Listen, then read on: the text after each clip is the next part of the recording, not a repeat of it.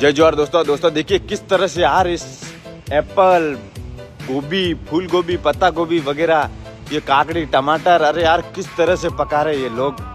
और फिर अपन खाएंगे तो अपनी क्या हालत होगी, हैं? बता दो आप भी। और कुछ लोग बकचोदी करेंगे कि हम तो अमर नहीं है। मेरे भाई अमर की बात छोड़ो, अभी जीते जी मर जाओगे। हाँ, शेयर करो 2-4 लोगों को ताकि किसी की जान बच सके। और ऐसी फालतू चीजें मत खाओ, ऑर्गेनिक चीजें खाओ जो कि अपने खेत में बोने के बाद ही खाने का है, ठीक है? ये फालतू की मार्केट वाली चीजें मत खाना। और जल जंगल बचेगा ना, जल जंगल जमीन बचेगा ना, तो ये तुम खा पाओगे, बाकी तुम कुछ भी नहीं खा पाओगे। हाँ, जय जोहार।